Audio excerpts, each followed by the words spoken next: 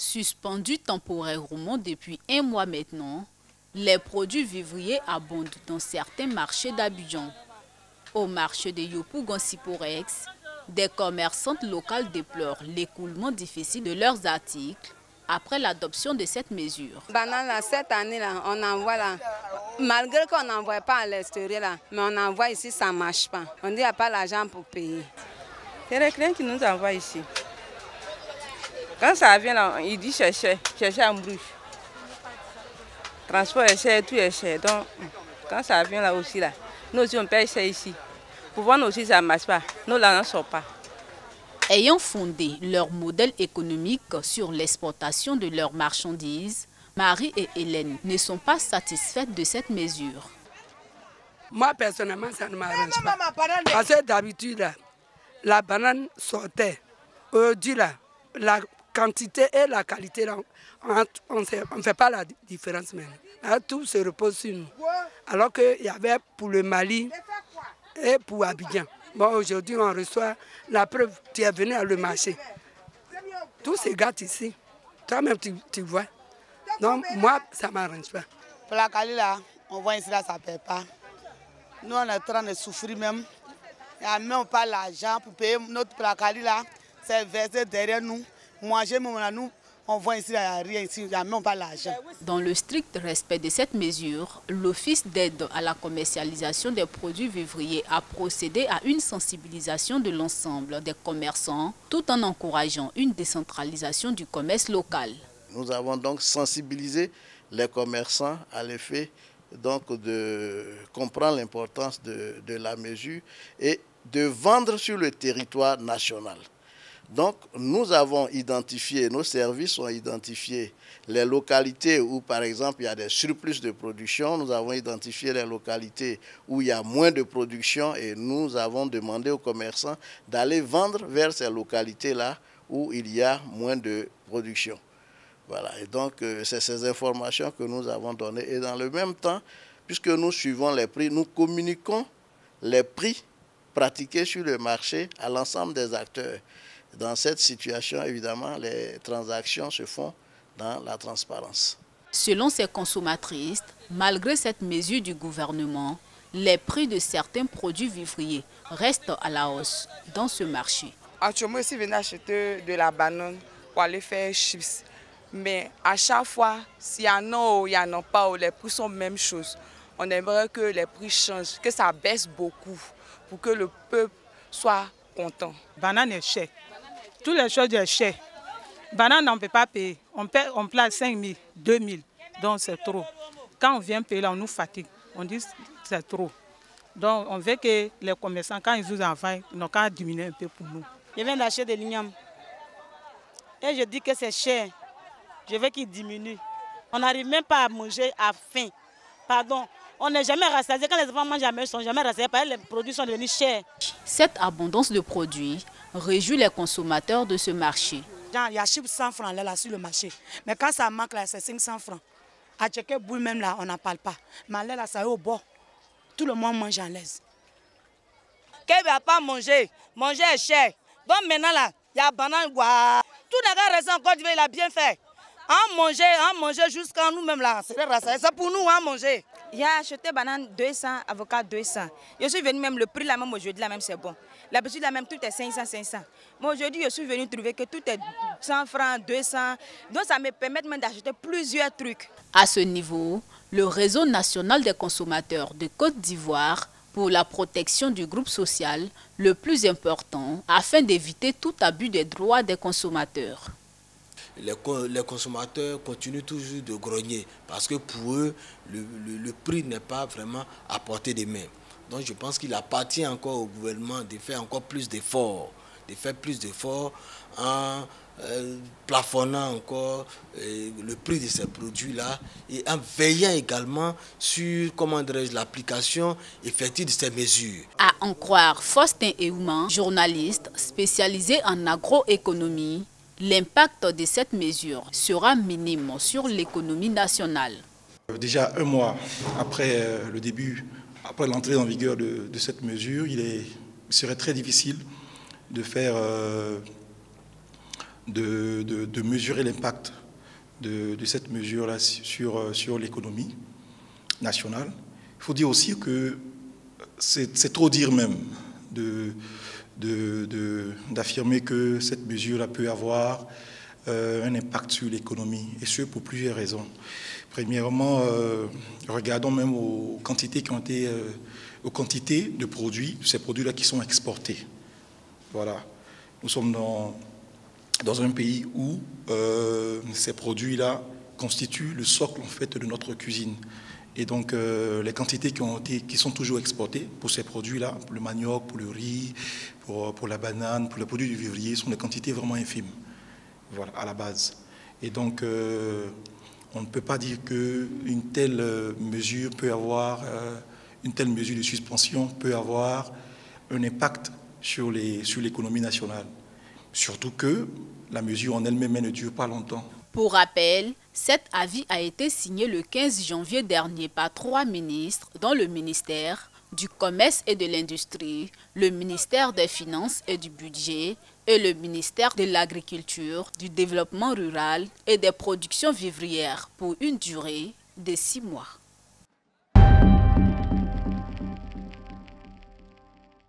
Ce matin, à la Cour de cassation à Abidjan-Cocody, les magistrats et l'ensemble du personnel de la dite cour ont présenté leurs vœux de nouvel an à leur président, M. Yua Kofi.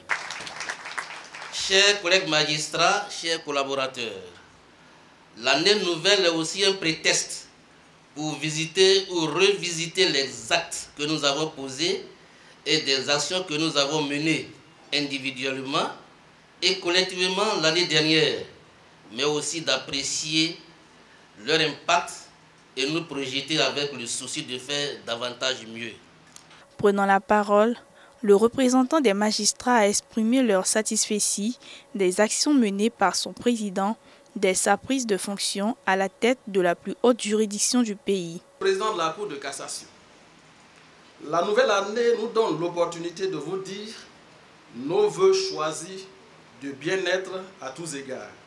Nous voudrions également nous réjouir des bonnes intentions que nous lisons chaque jour dans vos faits et gestes en faveur de la Cour de cassation. Elles nous remplissent d'espérance et le début d'exécution nous comble de joie. Le personnel a exprimé sa gratitude au président de la Cour pour le bon cadre de travail dont il bénéficie. Le personnel me charge de vous dire merci pour la revalorisation des primes d'intéressement et de l'élargissement de l'assurance santé aux membres de nos familles, et ce, dans ce contexte économique difficile, aussi bien au niveau mondial qu'au plan national. Au terme de la cérémonie, Yua Kofi est revenu sur le fonctionnement de la Cour de cassation. Pour répondre aux résolutions qui ont été prises au cours de l'atelier, nous avons mis en place un comité de lecture des arrêts et des avis. Alors de quoi s'agit-il? Les arrêts de la Cour de cassation sont, je l'ai dit, des arrêts de référence. Lorsqu'une Cour de cassation rend une décision, elle devient la jurisprudence. Ça veut dire que tout le monde doit s'y conformer. Pour rappel, la Cour de cassation est l'institution juridictionnelle représentative du pouvoir judiciaire.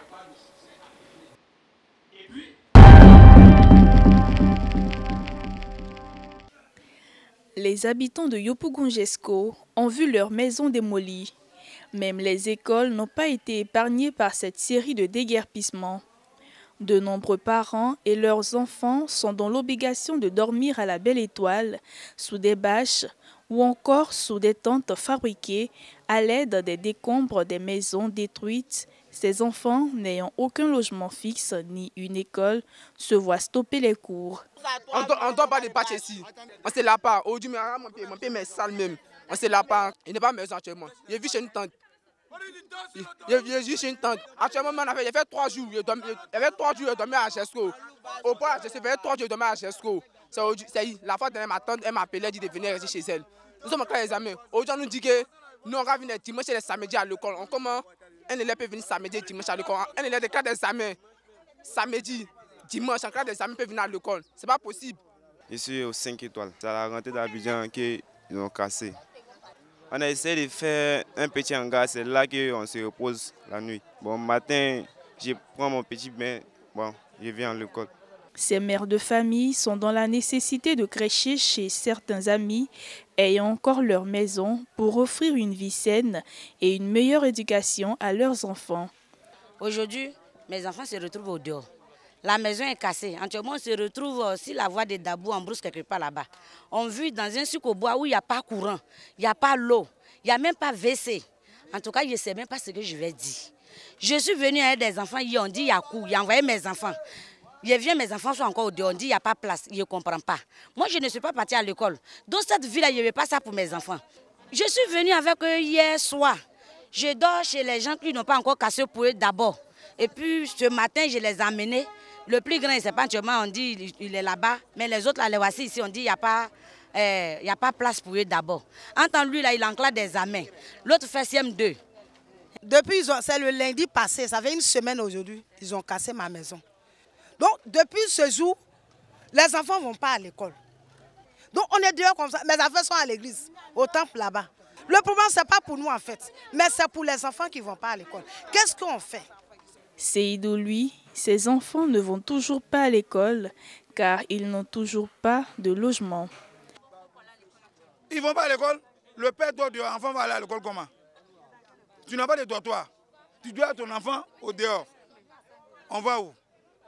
Pour rappel, le grand ménage de démolition dans la ville d'Abidjan a débuté depuis plus de 2 mois et se poursuit jusqu'au 17 mars 2024. L'Association gabonaise des usagers de banque AGUB a été reçue ce jeudi 29 février par l'Union fédérale des consommateurs de Côte d'Ivoire. Cette rencontre s'inscrit dans le cadre d'un partage d'expériences, occasion saisie par les deux parties pour discuter sur les objectifs de la conférence interafricaine du marché africain CIMA.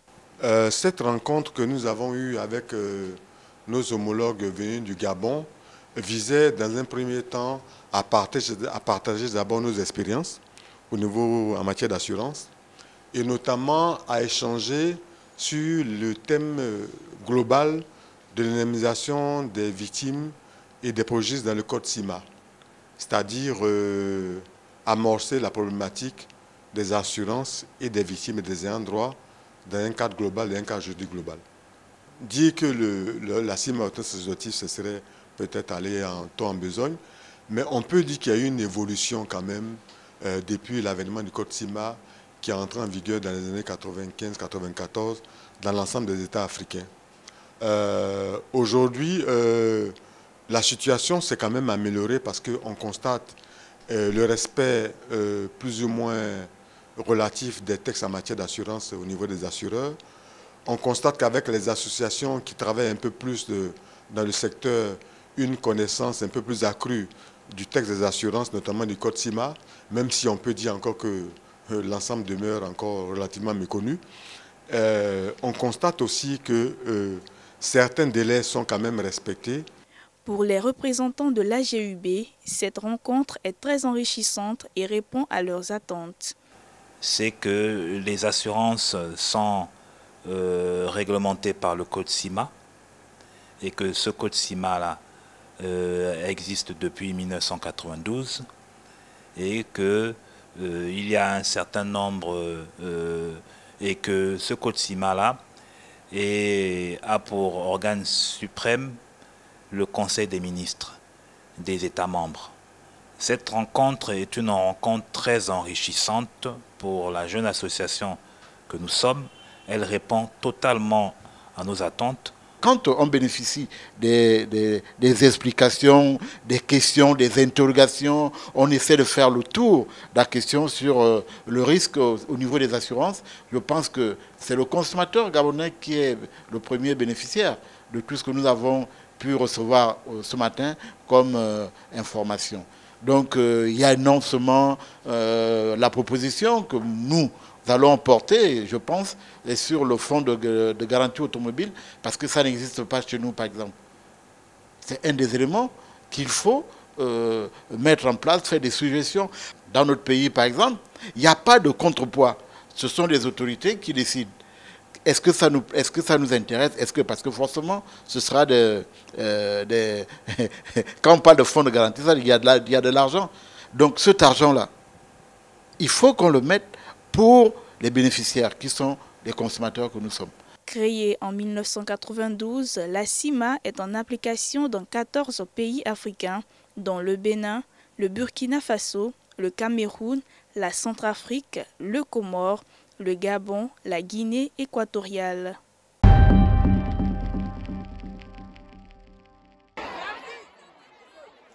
Ces images ont été prises ce matin dans plusieurs écoles d'Abidjan. Délogés par la Fédération estudiantine et scolaire de Côte d'Ivoire, FESI, ces élèves dénoncent la démolition des écoles en plein milieu scolaire dans la commune de Yopougon. Ils réclament aussi la construction immédiate des écoles préfabriquées pour sauver l'année académique en cours de tous leurs camarades dont les écoles ont été déguerpies, mais aussi celles en cours de démolition. Aux environs de 6h56, et on a vu les élèves courir. On s'est demandé qu'est-ce qu'il y avait.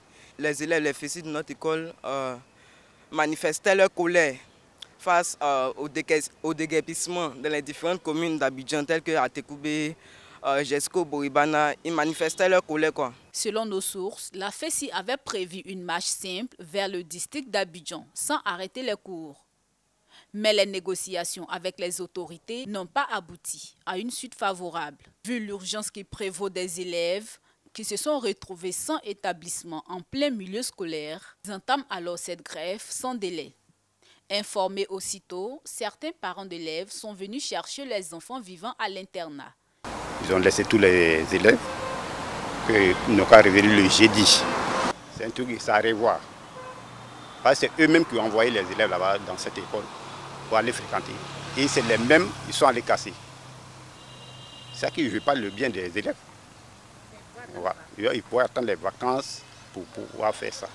Pour l'heure, les négociations se poursuivent entre la FESI et les autorités compétentes du district en vue de trouver des solutions palliables à tous ces élèves qui ont vu leur année scolaire s'arrêter à 2 mois des examens de fin d'année.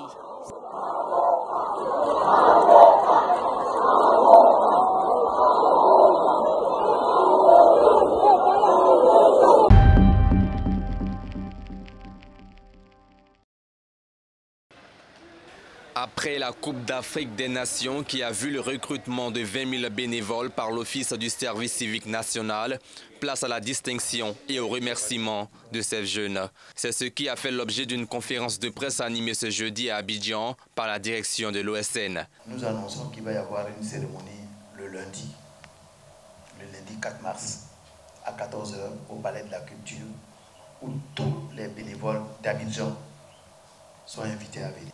Ultérieurement, toutes les villes Cannes vont également célébrer leurs bénévoles. Ils seront célébrés, ce sera une fête. Ils vont recevoir leur attestation de participation au programme. Et on va leur annoncer aussi à cette même cérémonie que l'État ivoirien, le ministère, voudrait organiser ces jeunes en club de bénévoles. Et après la cérémonie, qui sera aussi éclatée dans les autres villes hautes, nous allons pouvoir mener des missions afin de pouvoir organiser ces jeunes-là en club de bénévoles pour la suite des activités de bénévolat sur le territoire ivoirien. L'Office du service civique national annonce la rentrée 2024 dans les centres de service civique. Ce sont au total 2300 jeunes ivoiriens qui seront accueillis dans ces 5 centres cette année. Les inscriptions au centre de service civique ont démarré et sont entièrement gratuites. Les sites d'inscription et la cible sont connus. Il s'agit de jeunes qui ont l'âge compris entre 16 et 35 ans. Il s'agit de jeunes qui sont analphabètes, qui ne sont jamais allés à l'école. Il s'agit aussi de jeunes qui sont en situation d'abandon scolaire ou d'échec scolaire. Il s'agit également de jeunes qui sont sans emploi ou à tout le moins qui exercent l'emploi plus ou moins précaire. Et puis des jeunes qui n'ont aucune qualification. Et il y a également des jeunes qui peuvent faire quelques addictions, que ce soit à la drogue ou à l'alcool ou des jeunes porteurs de violence. Les guichets d'inscription sont ouverts dans nos locaux, ici même dans les directions opérationnelles.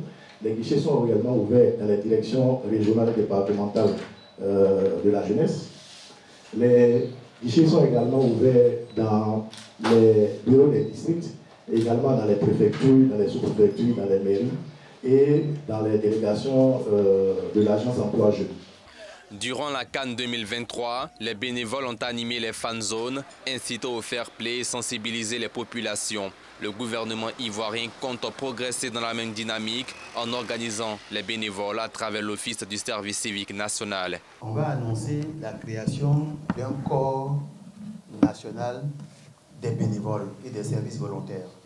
C'est quoi un corps national des bénévoles?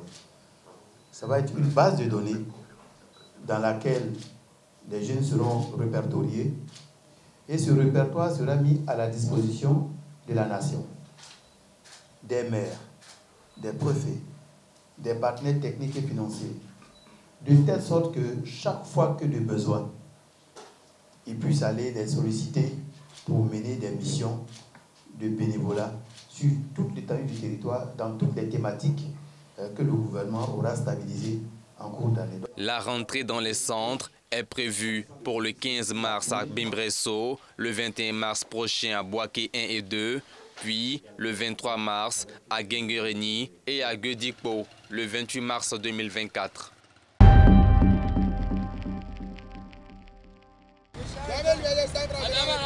Ils ont été déguerpis par la police il y a environ 2 mois pour leur désordre et leur incivisme ici au carrefour La Vie dans la commune de Cocody. Mais ces chauffeurs de minicar, communément appelés Gbaka, sont récalcitrants. Certains disent avoir corrompu les autorités municipales pour exercer librement leur activité. Souvent, la mairie vient et nous charge, on pose avec eux, on leur donne un peu de jeton, puis nous laissons au travail. Bon, et pas qu'on aura travaillé, on aura fait syndicaliste. Alors que c'est ça, dans ça, on mange. Quand ils sont pas là, nous-mêmes, on garde là et puis on fait. En tout cas, on fait un peu vite et puis on s'en va. Comme c'est ça seulement pour 1 minute ou 2 minutes. À ce carrefour, ce sont les transporteurs et syndicalistes qui font la loi. Déguerpis pour occuper cette gare à environ 5 mètres de là, certains conducteurs se permettent de tourner, malgré la présence des panneaux d'interdiction. Aucun respect du code de la route, au vu et au su de tous. La gare est juste à côté. Il faut aller tourner au loin, c'est à l'embouteillage, c'est pas facile. Souvent, il y a l'embouteillage, on nous amène jusqu'à la gendarmerie là-bas. On est fait demi pour venir jusqu'ici. La distance est un peu, c'est fatigant. Obsédés par leurs recettes journalières, ces chauffeurs s'autorisent même à descendre des passagers en plein milieu de la route pendant que les véhicules roulent à vive allure. Le Gbaka nous a fait descendre en plein milieu de la route parce qu'il nous a dit que si on ne descend pas, il va nous amener au loin. Donc on a pris aussi des risques pour descendre. Ces actes d'incivisme routier mettent en péril de nombreuses vies chaque jour. Des mesures drastiques pourraient ramener l'ordre au carrefour La Vie, visité par des milliers de personnes par jour.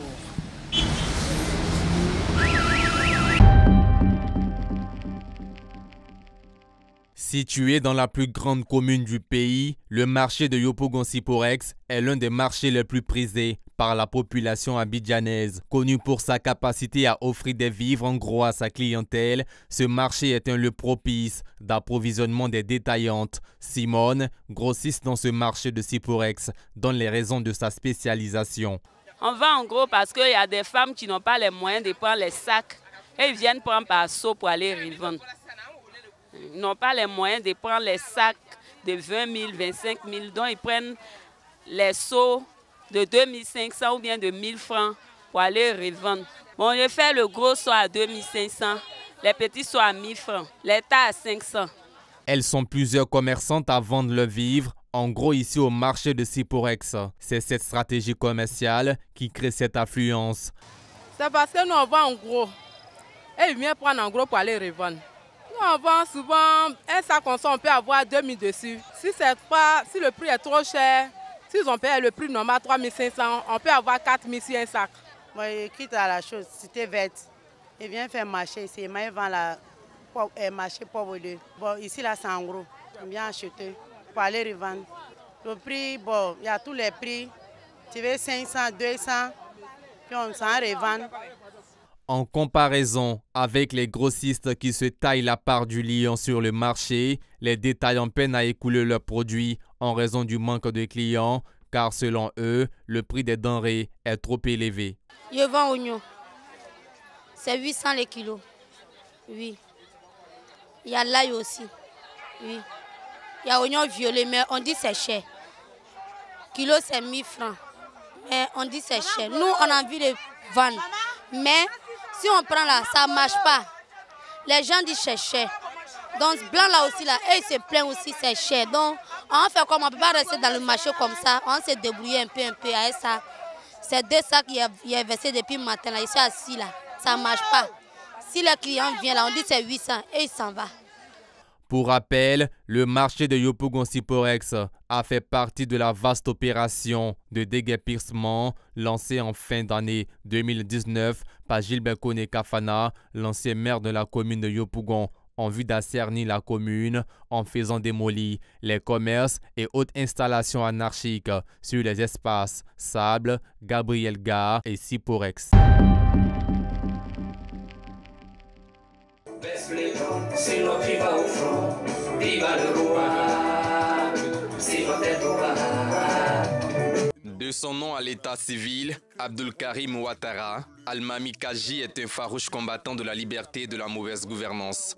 Malgré la répression de l'État burkinabé et les nombreuses tentatives d'intimidation à l'encontre de ceux qui haussent le ton pour dénoncer les mauvaises pratiques au pays des hommes intègres, le reggaeman burkinabé joue pleinement son rôle d'artiste engagé pour les sans-voix. Celui qui a étalé les limites des régimes Compaoré et Kaboré dans différents albums compte aller au bout de sa lutte. Dans ce studio d'enregistrement à Bobo Dioulasso, nous rencontrons le double Marley d'or du public.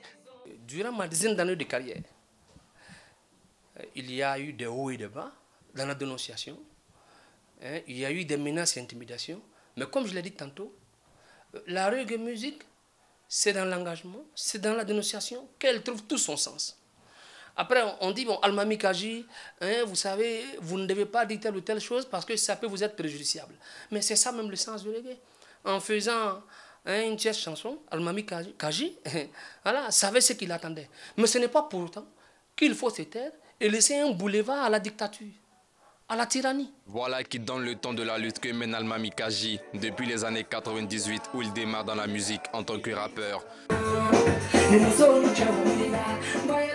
Celui que les mélomanes burkinabés ont surnommé l'artiste du peuple fait de nombreux reproches au pouvoir du capitaine Ibrahim Traoré, installé après un coup d'état militaire le 30 septembre 2022. Des gens qui ont prêté serment, quand bien même ils sont venus par un coup d'état, ils ont juré respecter la Constitution. Mais dans la Constitution du Burkina Faso, on ne dit pas qu'il faut enlever les citoyens. On dit que si un citoyen a un problème avec la République, il y a la police, il y a les institutions républicaines. On n'enlève pas, on n'opère pas des arrestations extrajudiciaires. Ça, c'est regrettable. Et on dit aux gens que nous sommes en guerre, il faut de la communication de guerre. Quand vous sortez dire non, voilà que la presse a dénoncé voilà, des cas de corruption. 400 millions volés par un capitaine. On dit non, non, non, il ne faut pas en parler parce que nous sommes en temps de guerre. Quand la guerre va finir, on va évoquer ces choses-là. Mais c'est la corruption qui envenime la guerre. La corruption est un facteur qui amplifie la guerre. En tant que démocrate sincère, en tant que révolutionnaire, bon, si nous voulons bel et bien révolutionner les choses, je pense qu'il y a des choses sur lesquelles l'on ne doit pas se taire. On ne peut pas accepter ce genre de comportement dans un pays comme le Burkina Faso où les gens se sont battus de façon prompte, digne et honorable pour la liberté et la justice. Ce n'est pas acceptable.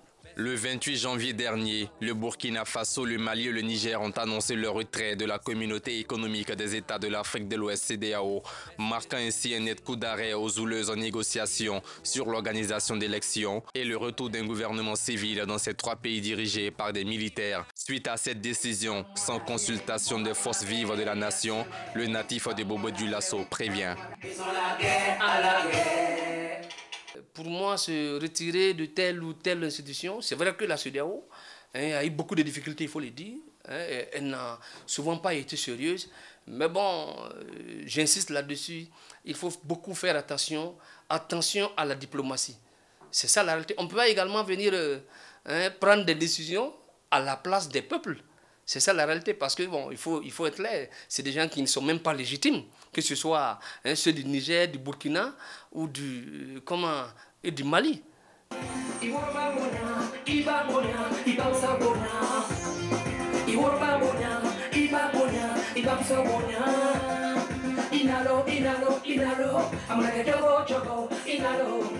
Auteur de 5 albums en 12 ans de carrière professionnelle, Almami Kaji prépare depuis Bobo Dioulasso une tournée internationale juste après la sortie de ses nouvelles œuvres musicales.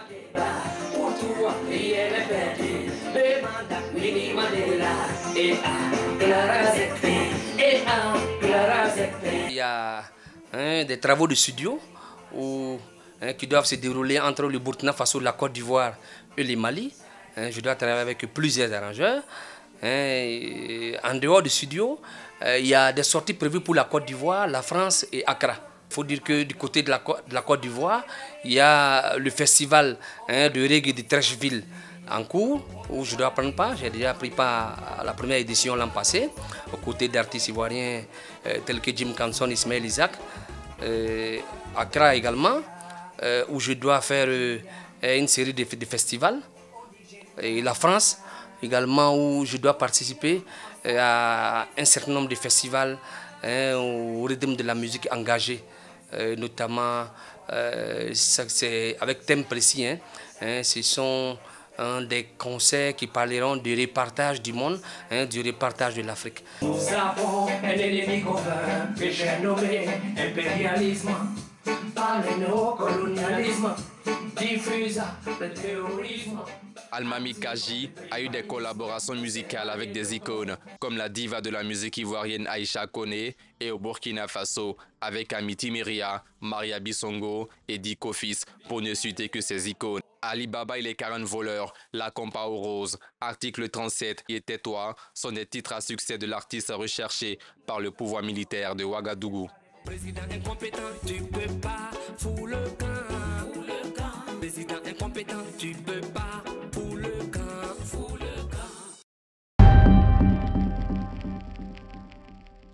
C'est officiel. La rencontre des coproductions Mpala 2024 a été lancée le 29 février dans un réceptif hôtelier de la place. Ces rencontres réunissent des acteurs de cinéma documentaire africain en Côte d'Ivoire. Le directeur de cabinet de la ministre ivoirienne de la Culture, de la Francophonie, Hassan Thiam, a salué les initiateurs du projet.